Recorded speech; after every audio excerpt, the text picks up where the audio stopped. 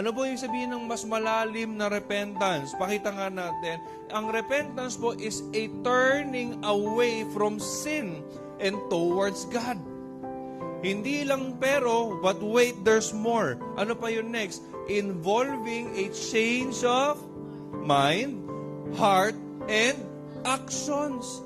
Ang repentance ay hindi lamang pagsisisi ng kasalanan mo. Dapat, pag nagsisi ka sa kasalanan mo, lumapit ka rin sa Diyos. Amen? Kasi madalas ang ginagawa, oo na Lord, nagsisisi na ako. Pero ang buhay, ang layo pa rin kay Lord. Dapat daw po pala, pag nagsisi sa kasalanan, lalong lumapit sa Diyos. At hindi ka lang dapat nagsisisi sa nagawa mo, dapat daw may kaakibat itong pagbabago. Amen?